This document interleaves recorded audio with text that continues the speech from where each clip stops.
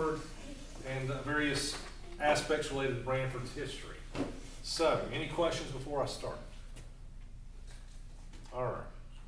Again, good to have y'all. So Branford, early history. Some of it is kind of the same thing as the rest of Suwannee County, but in 1819, Florida was transferred from Spain to the United States, and where Branford is today was basically not much was going on at that time. However, that was one of the locations looked at where the Suwannee and the Santa Fe and the Ishtuckney rivers are, that confluence there, was looked at as a possible location for a new capital when it became the territory of Florida and later the state of Florida. That was actually one of the locations they were looking at because it was equidistant between Pensacola and the Keys basically at this point. So Suwannee County almost became the capital of Florida, which is ironic to note. They actually sent several folks to look into it, some commissioners of some sort to come and research it. But what they figured out was, there's Indian attacks around there, there's some flooding, the Three Rivers area. So maybe we shouldn't do it there, maybe we should get some higher ground. And so they chose an abandoned Indian village by the name of Tallahassee instead for the capital. I guess that's fortunate. I'm glad we're not as big as Tallahassee or Leon County. But that's what they decided to do. The Seminole Indians, of course, this is Osceola, the most famous Seminole Indian probably out there. But the Seminole Indians lived in this area, including the Branford area, when Florida became a U.S. territory and then a state basically by that point. They were getting kicked out because that was the end of the Second Seminole War. So that pretty much ended right before Florida became a state. But during this time period, the 1830s, 1840s, partly because of the Second Seminole War that had broken out in 1835, but just because of people moving into this part of Florida, there were several steamboats that traveled up and down the Suwannee River, including passing what is now Branford. The earliest one that we know of was the Minerva, which was traveling up and down the river in 1836. Steamboat supposedly delivered supplies to Suwannee Springs, which was a fort, and I use that term loosely, but it was a fortified location where there were settlers living. In the 1830s, 36, 37, we also had a government steamboat called the Izzard, which was lost in the mouth of Withlacoochee after having left the Suwannee River. So several steamboats up and down the river and passing by what's now Branford in the 1830s, early 1840s. By 1845, the Second Seminole War is over. Florida is now becoming a U.S. state, and the steamboat Orpheus began delivering mail between Cedar Key and Columbus, which was at the time a decent-sized community where the Suwannee River State Park is today. But again, these boats would be passing by what's now Branford, and there was really nothing there at the time. But what was in the neighborhood of Branford by the 1850s anyway was the community of New Boston. You can see there a couple of maps from the 1850s and 1860s. By 1857 is the first time I can see it being listed in our records or in maps. But New Boston, it's not quite where Branford is, but it's pretty close. It's in the vicinity. Sometimes it was just called Boston, but it had sprung up near Little River Springs. It also actually had a post office. So it was a community in that area that had a post office. The first postmaster was Noble Hull, who was appointed on December 29, 1857, my birthday, but not the year. He later would become our first sheriff when Suwannee became a county in 1859 is when they swore in the first group of folks. He was our first sheriff, and he later was very briefly lieutenant governor of Florida. His house actually still exists today on County Road 49, the Hull Hawkins house. There's a couple different names, Brownwood Estates. But if you go down 49, it's on the right if you're heading south. But that was his home. And so it's a very old home that still exists. But he was the first postmaster of New Boston. There are still more steamboats that are flowing up and down the river. 1859, there's one called the Colonel Cottrell, which James Tucker was in charge of. James Tucker is somebody we've talked about probably before. We'll talk about again as we go through this series. Captain Tucker owned several steamboats up and down the Suwannee River, and including the most famous one, the Belle of Suwannee, which we'll talk about. Madison, not Belle of Suwannee, but Madison, which we'll talk about in a few minutes. Up and down the river. So he had that one, which was traveling between New Boston and other places further downriver towards the mouth of the Suwannee. Not just for mail service, but also passengers. Probably not many, but some folks would come. Also in the same month, a year and 1 day after Suwannee became a county, in December of 1858, so in December of 1859, Florida legislature authorized the Lake City and Suwannee Railroad Company to go between Lake City and New Boston. So they were looking at building a railroad between Lake City and New Boston. I can't find any records of anything being done. And as we go through this series, you'll see that happens a lot with railroads. They have grandiose ideas. We're going to build this huge railroad. It's going to be nice and bring a lot of money to the county and to the area, and they never actually start building anything. Investors back out. In this case, probably the Civil War had something to do with it, which sprung up right after that. So for whatever reason, there's no record of this Lake City to New Boston Railroad actually even being, ground broken for it. So, but yeah, New Boston. In 1860, Daniel W. or D.W. Tedder became postmaster in New Boston. He will later move to Live Oak, and in the late 1800s, early 1900s, he lived there. And he is, let's see which one, I think he's on the front left. Let me double check. Yeah, front left of this photograph, which is from about 1900-ish. And these other folks are all prominent Live Oak folks at the time, merchantmen, businessmen, those kind of things. And Daniel W. Tedder did lots of things. He was postmaster in New Boston originally, but he later moved to Live Oak and several other elected official offices and businesses and such. But that's him as an older man, bottom left.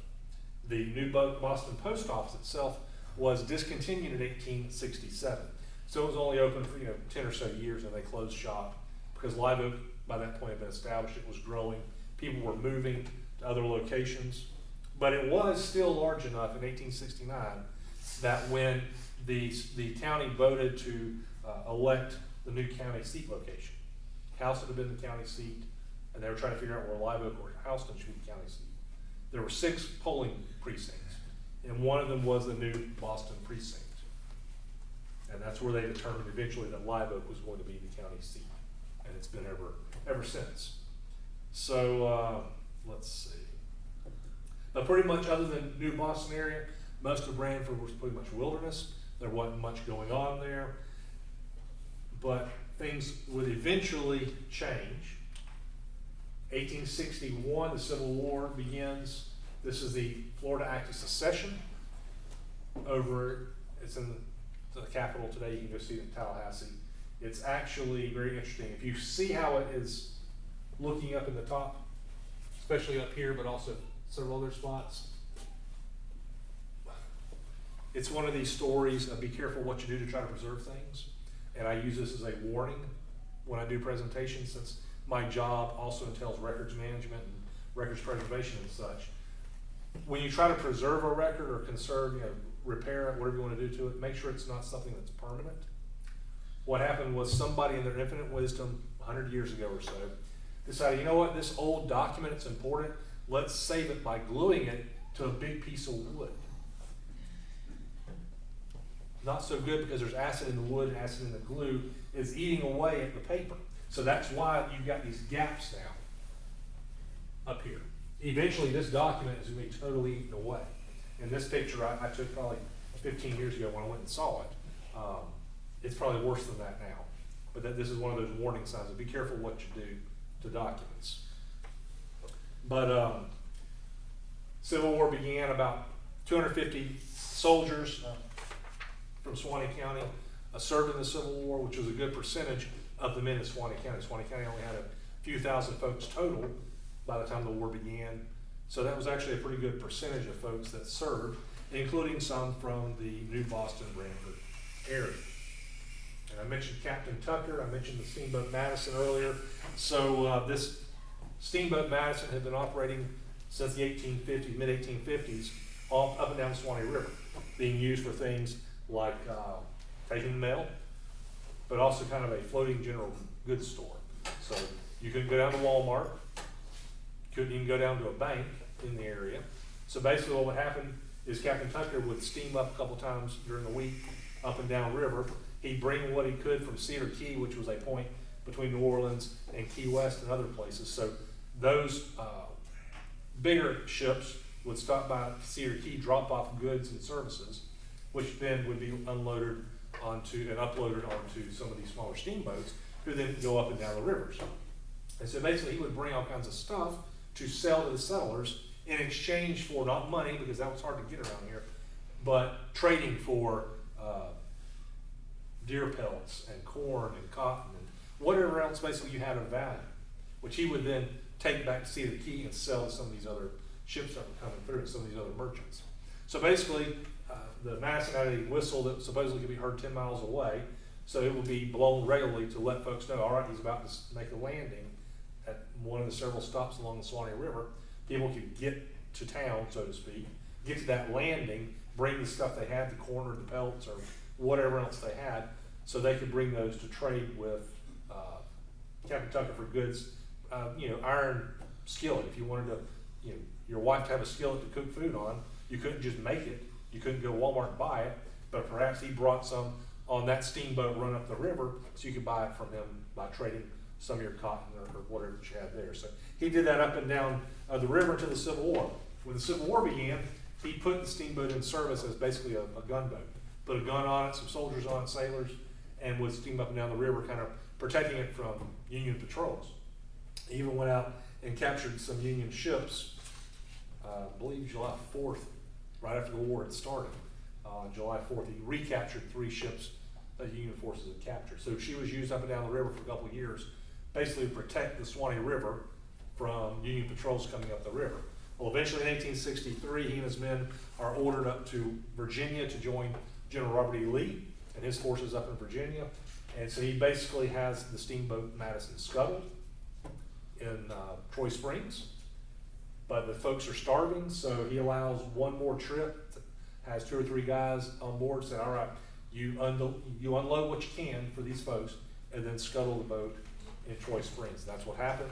The Madison was scuttled, basically cut some holes in the hull. She sank to the bottom of Troy Springs, and you can actually still see what's left of that steamboat even today.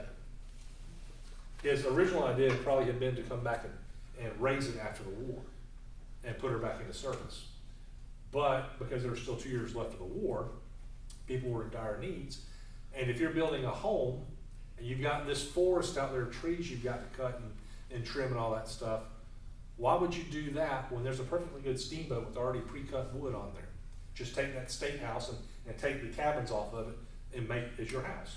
Or, you know what, we need salt. We have to go down to the Gulf to boil the salt water to get salt. We need some metal containers. Well, you know what, there's perfectly good funnels and boilers and stuff in the steamboat. Let's just take those, cut them in half, and use them. So basically that's what people did for the next 2 years, between 1863 and 1865. They cannibalized the ship, the upper works anyway, that were still above water. They cannibalized those for what they needed. So when the war ended, there was pretty much nothing above the deck, and it wasn't worthwhile to raise and refit. So steamboat was left to remain in Troy Springs, where it still is today. Anybody ever seen it? What's left of it? Yeah. So it's pretty cool. There's not much left, just basically the keel and the bottom planking basically of it, but it's still pretty cool to see. More steamboats after the Civil War arrived.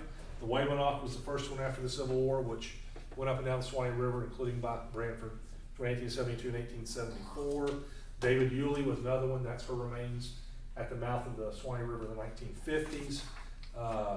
2-decker named the Erie, Caddo Bell, Bertha Lee, lots of different steamboats up and down the river. And I've got a whole presentation just on steamboats, so we'll go in more detail at that point.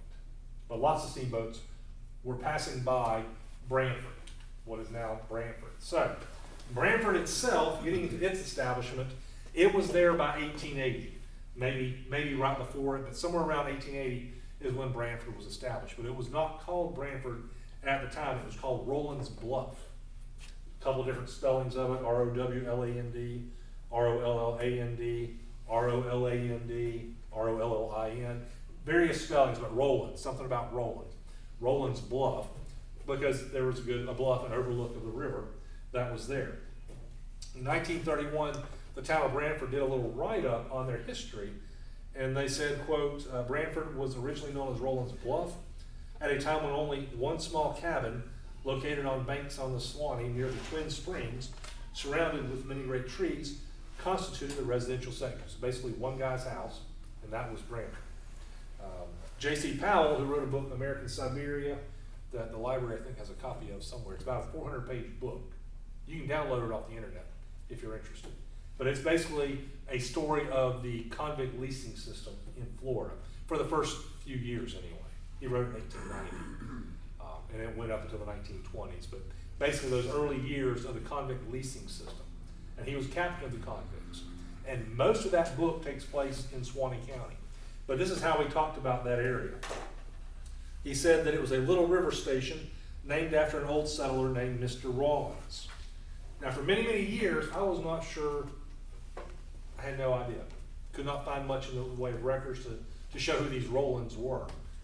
Well, basically in the last month or two, as I was preparing this presentation for my 5th or 6th go-around in the last 20-something years, I was able, thanks to the power of the internet, to find some information that was being posted from one of the state websites on certain records. And I basically found what we had already in our records, a Mary Ann Rowland, who could have been actually the widow of that Mr. Rowland. And she sold property upon which Branford now sits in 1859. So Mrs. Mary Ann Rowland had property, but even that, there was a William Rowland, which you can see in a couple spots here that I downloaded off one of them's off the internet, well, both of them are off the internet, a couple different sites, that talks about William Rowland being the owner of property, including what is now Branford.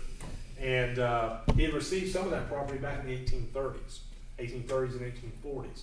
So the one on the right is from the federal government, where it would sell off lots of tracts of land.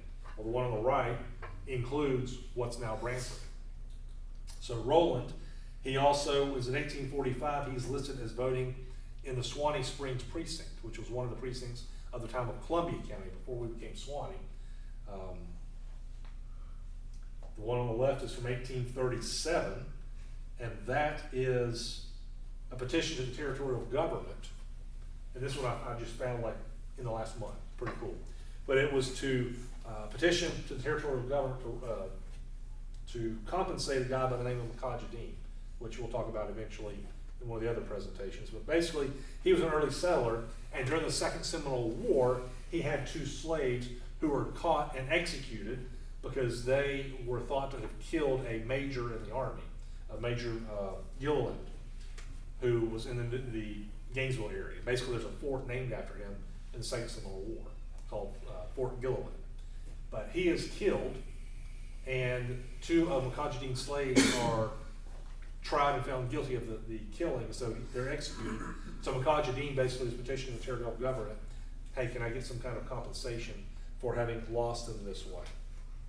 So William Rowland is one of many of the settlers living in the Suwannee, what's now Suwannee County area, that is signing off on them. Howell Hawkins, Thomas Hawkins, Lotta Hawkins.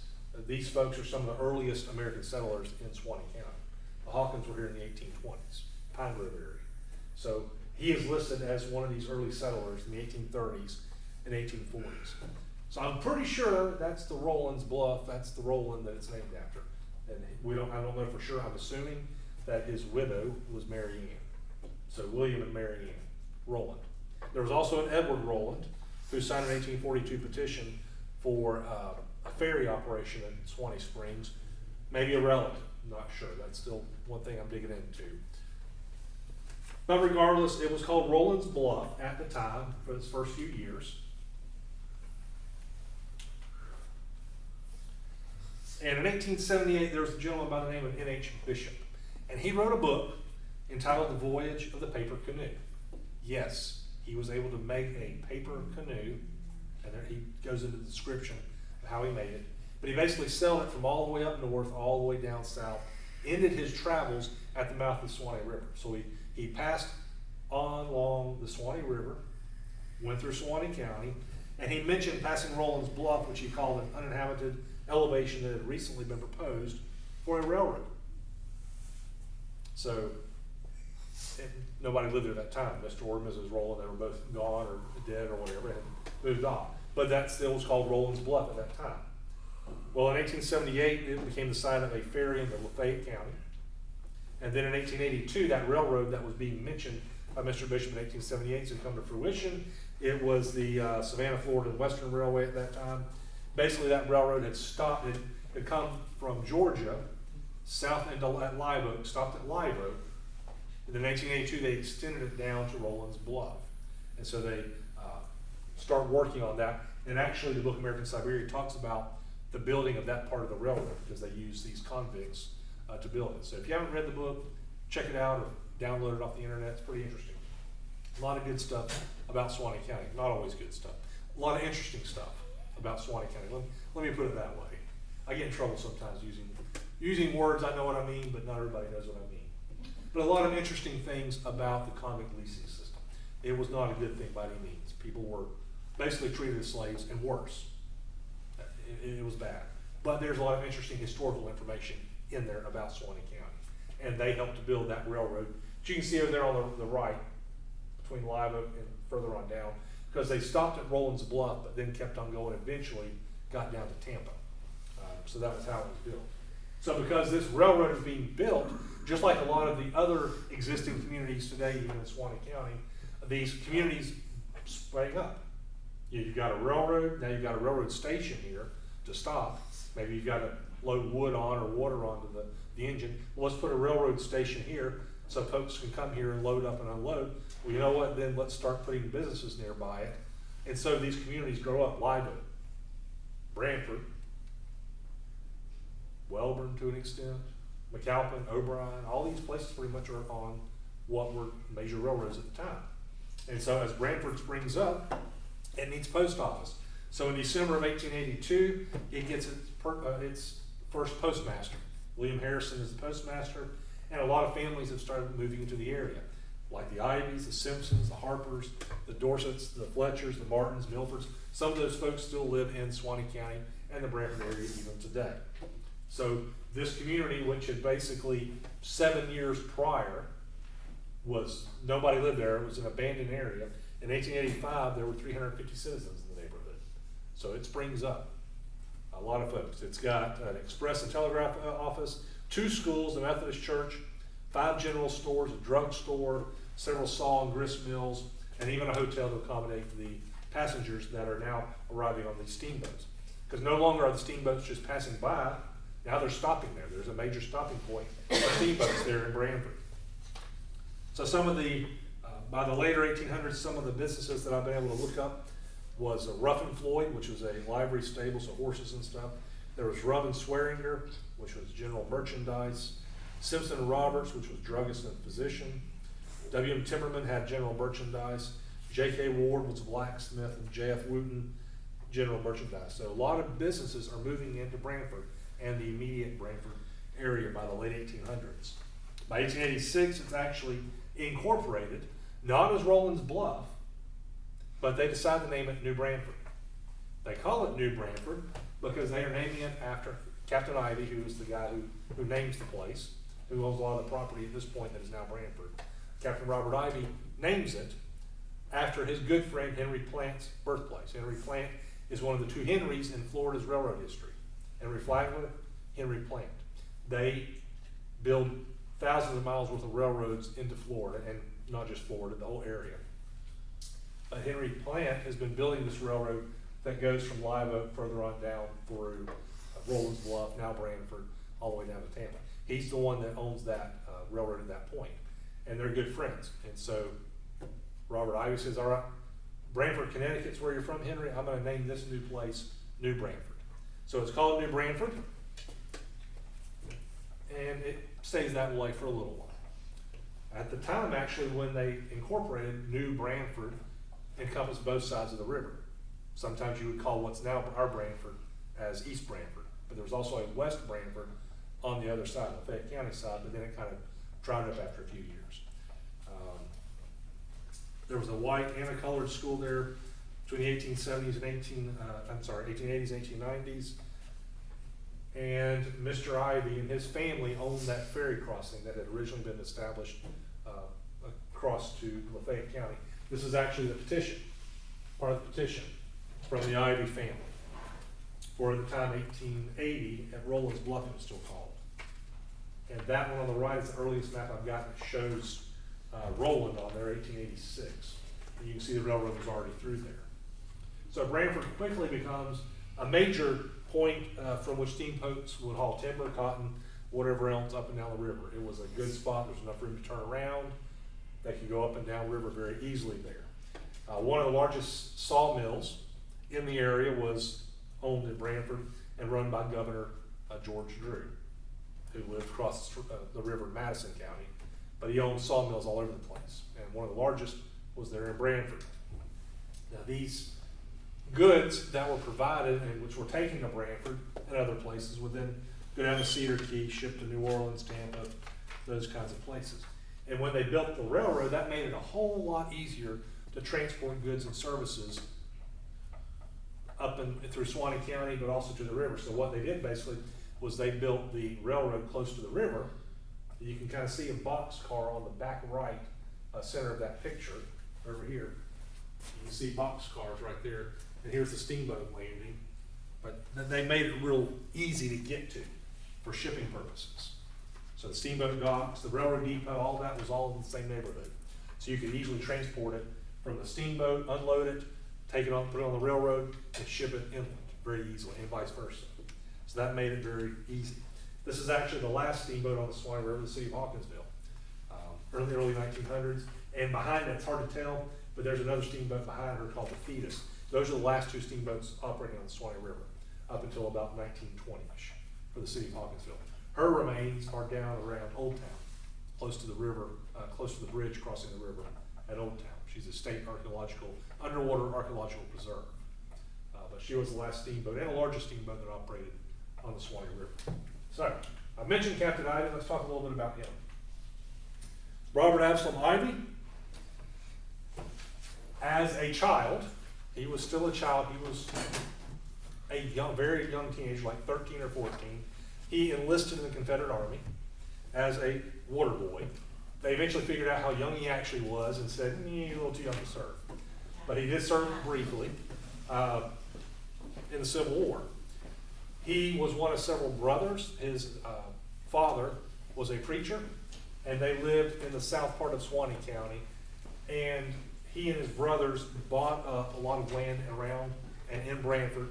Prior to 1880, they established that Ivy Brothers Ferry at Branford, or what is now Branford. But he's probably best known for his steamboats. He built several steamboats, including probably the most famous steamboat on the Suwannee River, which was the Belle of Suwannee. But he also had the C.D. Owens, several steamboats that he named the Suwannee. Some of them operated on the Suwannee River, some of them were elsewhere, but he had several Suwannees. He built a hotel in Branford for his passengers. So it was kind of one-stop shop. You can use a steamboat, you can use his inn when you're getting off the steamboat. He also built the first cold storage plant in this part of the state. And supposedly, according to some of the records, his process for curing meats was used for decades by the state of Florida. So I guess he knew all kinds of things. He also was mayor of Branford at one point too. This is the Belle of Suwannee. This is a colorized photograph at Branford on part of basically the bluff. You can see how high it is over the river. Now the Belle of Suwannee, depending on who you talk to, either sank during the hurricane of 1896, or more probably based on the records, was damaged during that hurricane, like several other steamboats were, and then was repaired, put back into service, and she sank, I think 1900, closer to Cedar Key as she was transporting goods and stuff. All right. Captain Ivy had a daughter. He had several kids, but he had a particular daughter he was fond of, Bertha Ivy. He basically nicknamed her the Belle of his Eye, which is where Belle of Suwannee comes from. She is the namesake of Belle of Suwannee. She lived in Branford basically all of her life. She married F.H. George, who would later become a longtime mayor. He was a physician, I believe, but was also mayor of Branford for many years. After his death, she actually ran the hotel that her dad had built after everybody else was dead. So that's her as a young woman. She was a force to be reckoned with, according to some of the records I've seen. She was very headstrong, spirited. Some of the records I've seen. Oh, let's see. But other folks living in Branford in the late 1800s, early 1900s, A.B. Brantley, who was postmaster, H.W. Rayford, M.A. Bexley, D.M. Pewterbaugh, J.N. Connor, J.R. Crawford, Chester Mathis, H. Miller, M.W. Rayford. I hate a lot of the old records because they don't put the full name, they just put the initials, and you're supposed to know who they're talking about. M.H., or let's see, M.W. could be Matthew William, but it could be Michael something else, I mean, you don't know. So lots of initial folks here as you go through records, and I hate it. These are actually on the official records. You come in and record a deed, it's not your full name, it's W.H. Miller or whatever. Aggravating, but that is how they did things back then. So this is the old freight depot in Branford, now owned by the Shrines Club. This is a very old building. Looks like it's the oldest, if not the oldest, it's one of the oldest existing buildings in Branford. It looks like it was built circa 1880 when the railroad originally came through Branford. And if that's true, it's the last of those depots along the Suwannee River for that railroad. But it was built basically as part of the Savannah, Florida and Western Railroad. And it was built in one location, but then they had increasing steamboat traffic and railroad traffic. So they basically moved it closer, basically so it would be closer to the steamboat docks. So it's even easier to access. In 1982, Seaboard Coastline Railroad, which was the successor company to the Savannah, Florida and Western, and the Live Oak and Rollins Bluff Railroad, all these railroads, which we'll talk about in a lot more detail in another presentation. But basically the successor to those railroads in Branford decided to sell the depot, and they sold it to the Branford Triangle Club. And stipulation was you've got to move it off our property. So pretty much what they did, and they moved it close to where it originally existed, on the banks of the Suwannee River. So interesting. It's used as a community center. The Shrine Club uses it for meetings. Beautiful building. It's not big. It's not near as big as our museum here, which was an old freight depot, but it's older by about 20 years or so. It's still in good shape for its age. And like I said, it's probably the last existing one along that old Savannah, Florida and Western, coming down this part anyway, along the Suwannee River. 1880s, you've got several other steamboats coming through. This is C.D. Owens. This is actually in 1895, this picture. It's further downriver. This is actually a place called Peak, which does not exist anymore. But it was basically just outside of Louisville, right where it met the Suwannee River. And you can see behind the building, that was another railroad depot. And this one, literally, the tracks ran down to the river. So it was very easily to unload and load. But that's where that railroad stopped. Another one on the Suwannee River, operating out of Branford and close to Branford in the 1880s, 1890s, was the Sam Piles. And this picture was, I don't have a year, but actually this is when it was on Lake Panasoffkee, down in Central Florida, before she was moved upriver, or up to the Suwannee River. Here's Louisa, same place at Peak as that other picture a couple of pictures ago. But you can see, that's the railroad depot. You can see there's the railroad ties right there all the way down to the river. Makes it real easy to unload, like straight to the box cars. This is another one of the steamboats operating in and around Branford, 1890s and the early 1900s. This is the Three States, a pretty good sized one. I believe this is actually taken at Branford, that photograph. That's 1906 for this picture. Here's another picture of her. Don't know the year. This is probably after she had moved, I believe, to Apalachicola. I'm not sure. But basically, by the early 1900s, steamboats are kind of going away from the Suwannee River. You've got several more railroads, lines that are going through Suwannee County. You've got automobiles, you've got roads. So people aren't using steamboats as often to transport goods and passengers. And so they start to decline. But meanwhile, you've got timber, livestock, tobacco, corn, watermelons, other things being the main staples of the local economy. So the steamboats are not so much of a boon on the economy in Branford, but you've got all these other things that are helping out.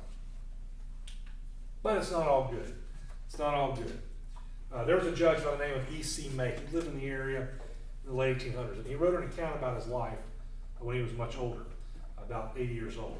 And he spent part of his life living in Branford. He worked at one of the stores there as a clerk. And he talks in great detail. I'm not going to read it. It is probably 10 pages of my notes here. I'm not going to read it. But this is an excerpt from a newspaper article, and it basically says, it's talking about a gentleman by the name of James Thomas Lasley, or Lashley, depending on who you read, who was killed in 1890. He was 42 years old at the time, and supposedly he was one of the mayors of Branford, although those records are missing, we don't know for sure. But in some of these writings, he was listed as mayor of Branford at one time. But basically, when he was killed, Robert Ivy was the mayor, and Mr. Lasley or Lashley was justice of the peace. And so I'll read this to you, basically. The intelligence, part of this anyway. Let's see, your brother, J.T. Lasley, was shot and killed last night. Letter to follow. Mr. Lasley was a former resident of Lincoln County and is related to Durham, Mitchell, and Bailey families of this county. I don't even remember where the newspaper article comes from now. Not here. The following is one account of the killing from Branford, Florida. Two men, J.T. Lasley, a notary public, and H.D. Sapp, and H.D. Sapp's nickname was Hope, were shot and killed here last night. The killing of Mr. Lasley was a result of an altercation between him and J.T. Garner, who was a desperado, especially when filled with bad whiskey. The exact origin of the affair is not known. Sapp was killed by a chance shot. Being intoxicated, he exposed himself full-heartedly. Great excitement prevails. Garner has been arrested and came near being lynched, but wise counsel prevailed. After Garner had killed Lasley, he fled to his room, an upper chamber from which he exchanged a score more shots with other folks. It basically goes into more detail, but it's very interesting when you read the story, especially the judges, because he's got a lot of detail. And again, I'm not going to go into it, but Mr. Lasley was very popular. Let's go to some of the notes of it. Let's see. Branford was supposed to be dry. Lafayette County was not. But people would liquor up in Lafayette County, come over to Branford, and cause some trouble. And even Taylor County folks would come over. Pete Garner was one of the tougher ones, as this calls him a desperado. He was from a South Carolina family. I'm just going to skim through here. He was insulted, just all kinds of different stuff. He owned one of the buildings in Branford, a two-story building in Branford, and actually, let me check my notes. Yeah, where the Branford feed store is, that was where his building was located. So that picture there on the right is where Mr. Garner had property. He had the two-story building. So basically, he and Mr. Lashley got into an argument, and he basically murdered Mr. Lashley. And there was a gentleman by the name of Kit Carson, not the famous Kit Carson, but a relative of Kit Carson, the grandnephew of the famous Kit Carson. But he had moved here because of his health. Mr. Lashley basically had rescued him from tuberculosis kind of stuff, those kinds of things. So Kit Carson believed he owed a debt to Mr. Lashley. So when Pete Garner killed Mr. Lashley, Kit Carson got a little upset about it and went after him. Let's see, going through my notes. Yeah, cry of rage. He ran into his store, came out with a 15-shot Winchester rifle, and ran toward the Garner building. Pete Garner came out of the porch projection of the second floor, crowing like a rooster, yelled out, "Macaque of the walk, by golly." Kit Carson fired. Basically, they had a gunfight in the street, downtown street of Branford. Back and forth. Hope Sapp got killed in the meantime. Carson emptied a magazine in his rifle, run under the porch to reload, and then he'd go back, and they just back and forth. Well, eventually, it's an issue. There's 200 folks by this point that have gathered around trying to figure out what's going on. And so what they eventually decide to do is get the mayor involved, who is Captain Ivy. And Captain Ivy swears that he will protect Pete Garner, allow him to get a fair trial, not get lynched like the 200 folks want to do. And so they were able to do that, bring him down. But before that, the folks are actually bringing dynamite out. Even Captain Ivy says, "Bring out the dynamite, Pete Garner's in that building, it's his building, we'll just blow the whole thing up. So basically, that's when Pete Garner decides, okay, if you can promise me, swear that I'm gonna get a fair trial, I'll surrender. So that's what happened. The mayor, Ivy, allows him to surrender peacefully.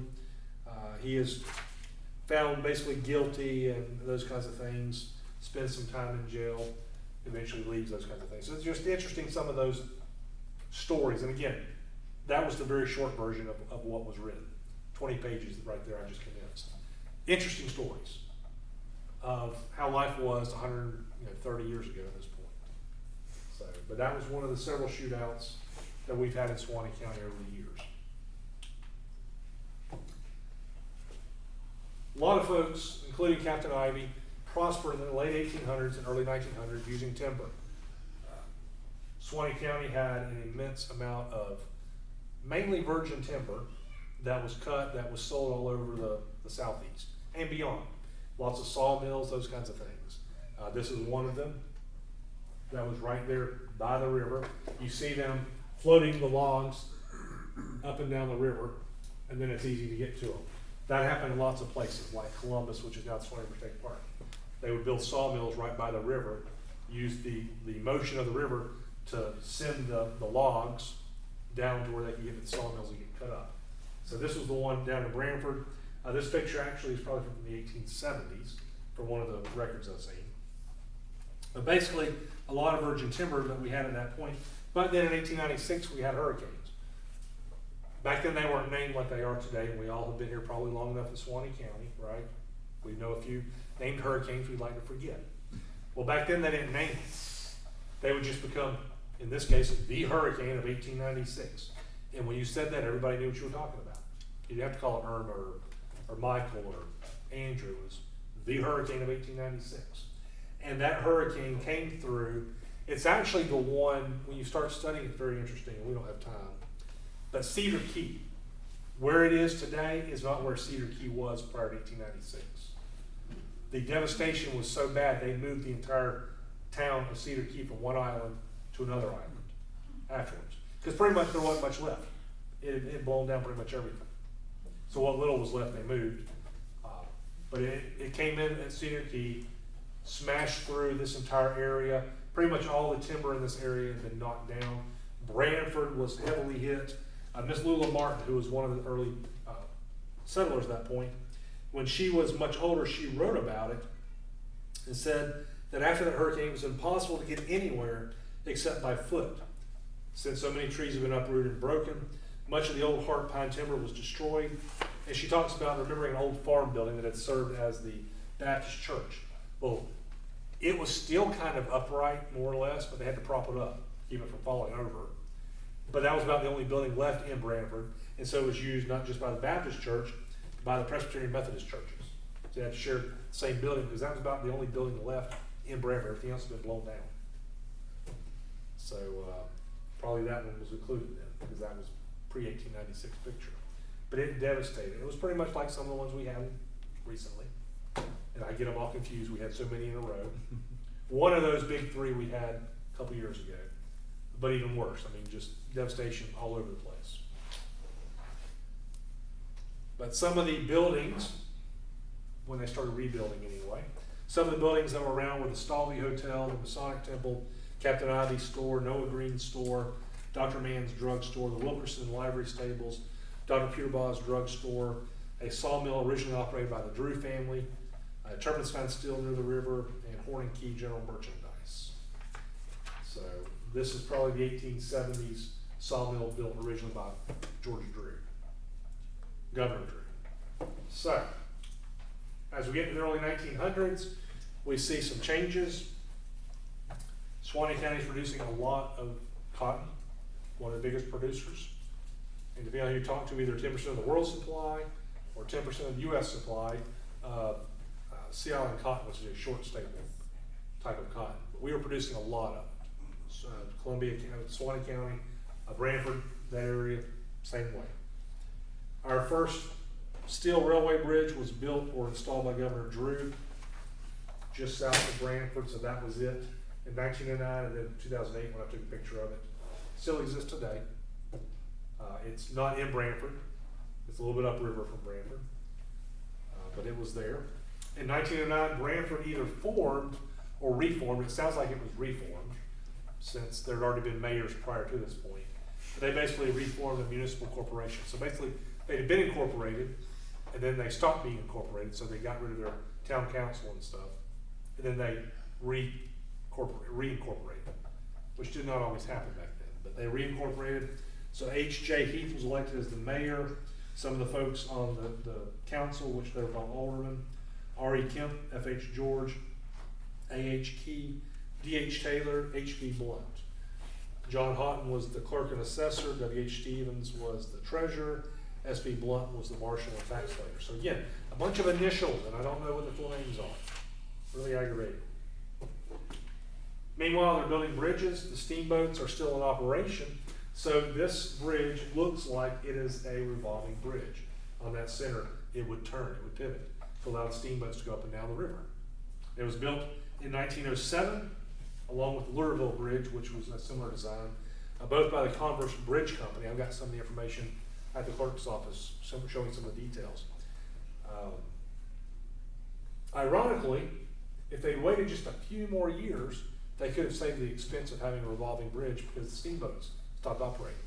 So if they waited just a few more years, they could have just built a conventional bridge. But hindsight's 20/20. You don't know. So that was built in 1907. That picture's from 1925, not long before it's actually replaced. This is a map of Branford in 1912, which shows, and basically this is an insurance map. Yellow is wood, red is brick, blue is like tin. So you can see most of Branford was still wood.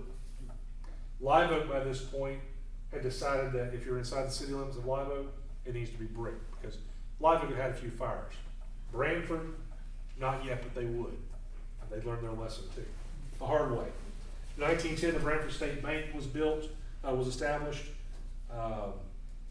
In 1918, the Branford Lumber Mill, which was one of the largest employers of Branford employees, Branford citizens, was sold to the Dowling family. And it was not just the lumber mill, it was the commissary, the lumber, the railway, the rolling stock, all that kind of stuff. A couple years later, it was sold again, but that was basically the primary source of employment. Most folks in Branford worked or operated something to do with those sawmill and associated things. Well, that's good until something happens to it. In the meantime, we'll talk about that in a minute. Just hold that thought. In 1915, the Suwannee Democrat, at the time the newspaper of Suwannee County, is writing an article based on something the Suwannee Herald newspaper of Branford writes. So the Suwannee Herald is from Branford, Suwannee Democrat's the bigger one. It writes about what Branford is talking about. And the Democrat says, quote, expresses the belief that Branford will be the capital of Florida within 10 years and the metropolis of the South. We had fondly hoped to see the capital located at Live Oak, but if Branford is going to grab it, we give it up. That Branford town is a good live one. It wants only the best and goes after what it wants, and there seems to be no chance to beat it in the race. We give up, brother, and we'll be content to have the capital at Branford, just so it comes to Suwannee County where it belongs. And I'm glad it did not come to fruition. I'm glad. I like the small town atmosphere. I mean, I go to Tallahassee sometimes, as rare as possible to visit. You know. Big cities, don't much care for them, that's just me. But Branford is still growing. It may not become the capital, but it's still growing. In 1920, there's a school established to run as a junior high school there. In the same year, the old Dempsey and Hall School closes, and part of its building is moved to Branford to add on to Branford's school buildings. Let's see. By 1921, Branford's population had doubled in only 10 years. So a lot of folks are moving there. It is growing. They also receive electricity that year in Branford. They have their own electric plant. That was 1921. 1922, not a good year for Branford. In May, the big sawmills burned down. So major employer of Branford citizens burns down. They call Live Oak's fire department to try to help. It's too little, too late. The pumping station was unusable there in Branford because it was right there associated with the sawmill. So they couldn't use the hoses or the pumping. So basically what they did was they created a bucket brigade from the river to the plant. And so that stopped it from spreading too much. But it burned down several businesses. The lumber mill, the planing mill, the power station were all destroyed. So major income, major employment gone. That was in May of 1922. It was not over for Branford. A couple months later, a fire destroys the entire business block on the west side of Suwannee Avenue, the main thoroughfare in Branford. It originates in the store of Owen and Dorset. It destroys Ware's Pharmacy, the building owned by N.H. Green, Golden Dry Goods Company, J. Lipsey Stock and Building, Owen and Dorset Building and Stock, and 3 stores and the residence of S.C. Kelly. So not only does it destroy all those businesses, most of them are either uninsured or underinsured. So oops, they just lost a lot of money. So that was 2 months after May. 2 weeks later, another fire. Bailey's drugstore was destroyed as well as W.L. Landrum Garage. So in 1922, they had 3 major fires. Pretty much wipes out most of downtown Branford as they knew it at that time. Most of those wooden buildings there go bye-bye.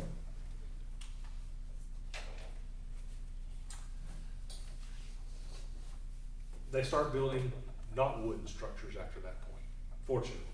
1926, they award a contract to S.A. Hindley of Live Oak to build a new Branford brick school, not a wooden school they've been using. Completed in 1927, 2-story brick structure, that had been used, that was using to replace a 2-story frame home that had been used up until that point as a school. The old Masonic Hall also had served as a school, but it's time for a brick building that's a little bit more, sturdy in fires than wood. So this is it. In the 1930s, Branford once again has electric lights. They rebuild the power plant. They've got paved roads, a city water supply, good schools, a strong bank, a large cold storage plant, livestock markets, turkey markets.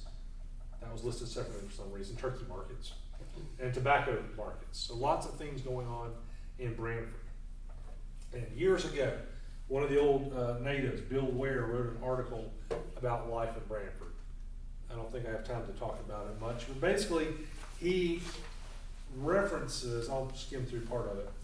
He basically talks about him growing up in the 1930s and the early 1940s, but then he references, here's what's there now. So that was helpful in the 1990s when he did that. He talks about strolling through town, cattle and hog free roam at that point. He talks about the bridge.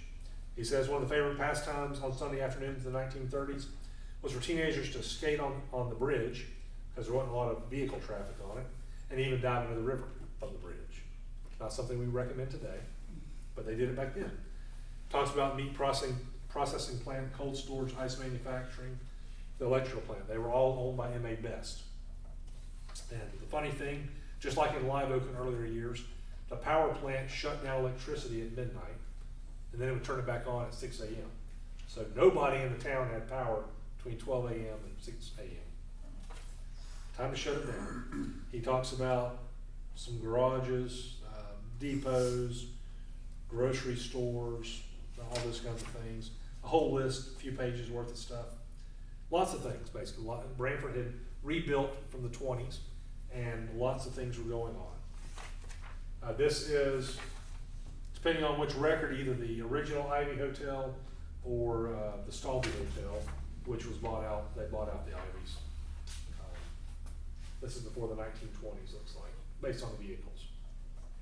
1933, they built a new bridge in Branford.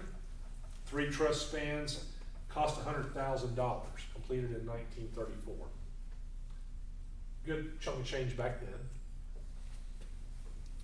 So that's 1934, completed in 1934. Well, same year, they have another fire. Another fire.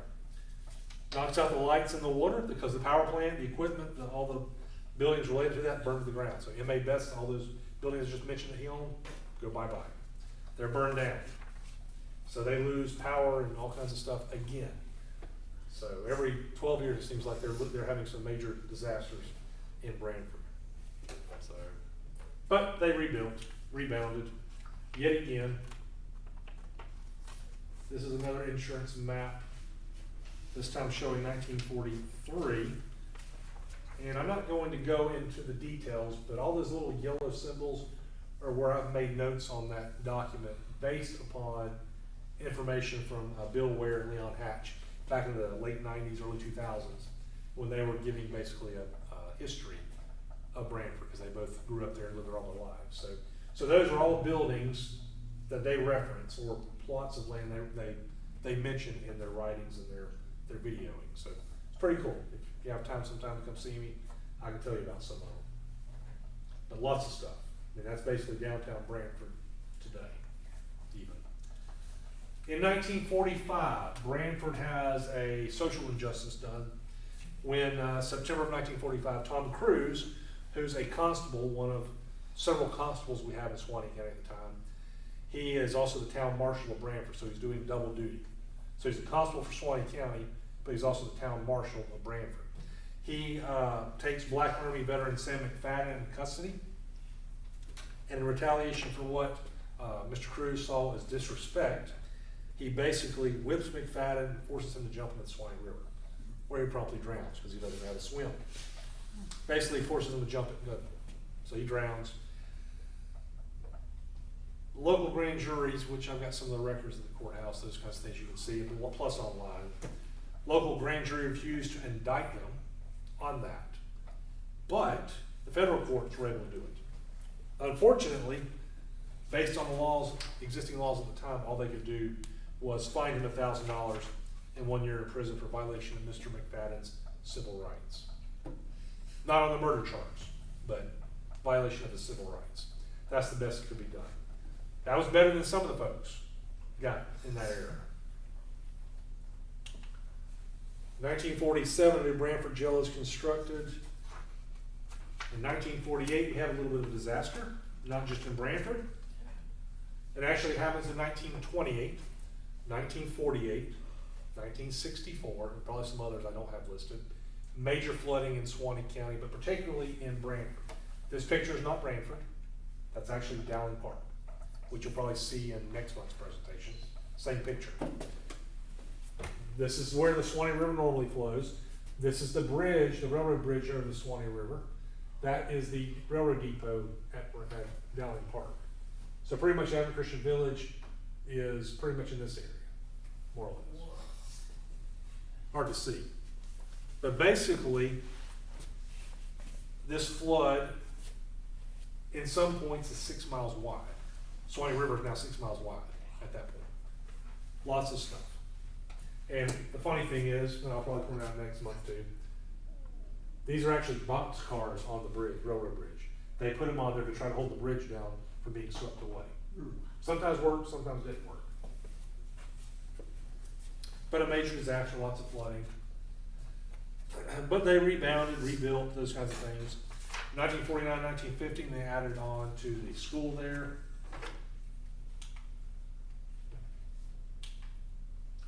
Branford Springs. Branford Springs originally had been 2 adjoining springs. In 1950, it caved in and it stopped flowing.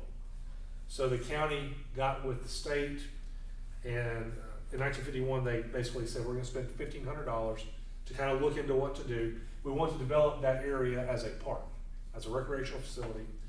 And so they worked with some engineers out of Gainesville, and basically they determined that it could be made to flow again at full force. But what they suggested doing was combining the two springs into one big spring. So that's what the county did.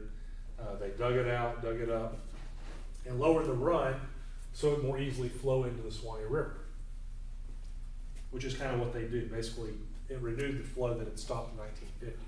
So they did that for a couple of years. So in December of 1954, the county dedicates what's called the Robert A. Ivy Recreational Park. So it's still there today. You can still go down there and see it. Acting governor took part in the dedication ceremonies. The acting governor was Charlie Johns, because the governor, Dan McCarty, had suddenly died. So he was acting governor until somebody else was elected to the position. But he helped to open that ceremony for the new park. Again, still there today, kind of peaceful. There's some spots to sit and eat. I took that picture a few years ago. I think I took it, or I might have borrowed it from somebody. Might have been from the county site. One of the two. 1950s, again, lots of improvements going on. New water system, a new water treatment plant by the 1950s and such. Branford was apparently the first town in North Florida, according to one of the records I saw, to get dial telephone service installed by Florida Telephone Service, which later became Alltel, Windstream, same company, different name. That's a picture of Ware's Pharmacy in the 1950s. In 1951, the charter to Branford, the town charter was revised some more. In 1953, they had Branford High School, Branford Elementary, they had a Negro school, and 4 classrooms that were being constructed for the Branford Elementary School. So more schools going in that area. And this was the 1940s, 1950s. Going into the 1960s was a time of consolidation for the school system, which is a presentation we'll talk about later on too. But basically, it's easier for people to travel between better vehicles, better roads, bus service. So they start consolidating the schools. Instead of having the one-room schools, they get rid of them and put them in larger areas, Branford being one of them. 1956, y'all just thought I was done with fires. 1956, Branford again loses its largest employer, Suwannee Pole and Piling Company sawmill, which had been operating for a decade at that point, burns down. There goes their largest employer yet again. 1950s also sees the loss by fire of the Ivy Hotel. Go bye-bye, something that's been around for 50 years. So lots of fires. They just can't get a break sometimes.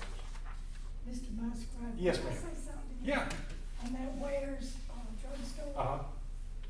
When I was a child, we had, they would show movies every Saturday night on the wall of it. Yeah. Yep. That's the thing to do. Friday night, Saturday night, events downtown. Same thing here in Live.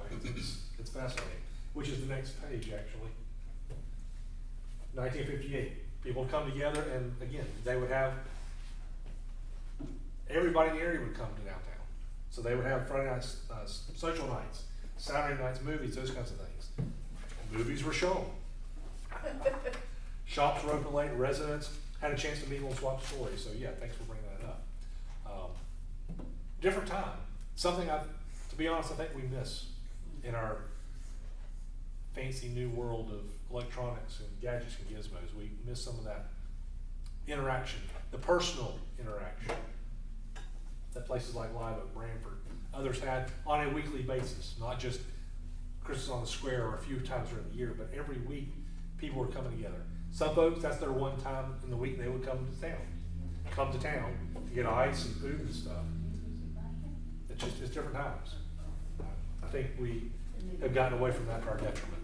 So that's 1958 photo of Branford there. That's a 1960 picture of Ivy Park at the time. According to a 1959 newspaper article, it was the first major boat ramp built in Suwannee County. So that's pretty cool too. Another view of Ivy Park. That'd be the old, it's one of the ramps. 1960. Another picture of downtown Branford in 1960. These are from the state website, most of those. This is from the Suwannee Democrat photographs. In 1960, Branford lost one of its oldest remaining structures anyway. When the old Masonic Lodge was torn down, it had been built around 1900. The bottom floor had been even used as a school before they had purpose-built schools. It was also the town hall at one point. It served lots of different things. A voting precinct, but they tore it down in the 1960s. But they also built a new Branford State Bank, which is the top being built, and then a new post office being built in 1960 there on the bottom. And let's see, the Branford Boat Works were constructed. So they were building boats, mainly used on the Suwannee River. 1962, they added a library to the Branford High School, but then 2 years later, they decide, let's just tear the school down and build a new one. That's 1964. What other event happened in 1964? Hurricane Dora. So a lot of damage to Suwannee County. A lot of federal and state funding came in to this area, especially for building schools and those things. And so not only was Live Oak affected by that, a lot of the schools were built or rehabilitated after 1964. Branford built a new school. So the new construction would have 11 classrooms, 2 science labs, 2 commercial classrooms, a homemaking department, an industrial arts department, an administration area, an auditorium, plus all the auxiliary and related spaces. So it was built, and the old school that I showed pictures of earlier was torn down about 1971. Over the last 50 years or so, Branford has continued its small town atmosphere, but they've continued to grow, just like the rest of the county. Lots of businesses, agricultural facilities, those kinds of things. 1982, new kindergarten building was constructed, named the Shirley A. Fletcher Memorial Kindergarten. New town hall, new fire station, new library have been built since mainly the 1990s. The Branford State Bank was bought out by Capital City Bank. Branford State Bank had been around since 1911, I believe. Lafayette State Bank moved into Branford and then it expanded into Live Oak. This is a picture of the new library that was built in Branford in 1999, named the Robert Leonard Building after longtime Sheriff Robert Leonard, who donated lots of funding for not just this building but also other things, confiscated money kind of thing. This was the newer post office built in Branford. The newer elementary school in Branford. So Branford today, still called the spring diving capital of the world. Nice place to live according to the map, to the sign. Lots of folks come from all over the world. The springs, the small town atmosphere. There's also the Greenway Trail, which was built on the abandoned railroad right-of-way, or rails to trails as it's sometimes known. That goes east and north out of Branford. So lots of things going on, a lot of what do they call it, ecotourism related things in Branford still. Got done quicker than I thought. Still at 5 minutes. Sorry. Any questions, thoughts, comments? Next month, Lord willing, we'll be talking about down the park. But any thoughts or comments? Yes. I think that the Branford pictures of the 50s pretty much still resemble what it looks like today. Don't Yeah, you think? a lot of those buildings are still there. Yeah, and this, the setup of the town. Yeah, it hasn't changed that much. No, no. I mean, some of the Live Oak pictures, when you look, there's a lot of differences. Yeah. We still have some buildings here, but there are a lot that are torn down. Branford still has kept a lot of them. Yeah. So it's a nice small town. It's nice to just drive through. It's very, very relaxed. Sometimes I'll have presentations down there or events going on. You know, just roll the window down and drive through. It's usually pretty quiet down there. Sometimes things happen, but And it's easy to get to from Live Oak. oh yeah, Very easy. yeah. Turn right. Go. 25 miles, you're there. It's out. When you East gotta or turn, West London? yeah, you gotta turn one way or the other. Hit an Ivy Park pretty much. Where the gatherings at, along there was Owens Furniture Store. I don't know if you know any of them or not. Okay. Like Don Owens and that bunch? Smith's, meat store, grocery store, and they actually cut their meat out there. It was pretty good back then. Oh, I bet so. I mean, there's been a lot of changes and the businesses have changed. Business But in the 40s. yeah, the buildings, a lot of them are still there, which is good. So, yeah, good stuff. But thank y'all. Any other thoughts, comments? Appreciate it. Thank y'all for being here. And Lord willing, see y'all next month. Thank you.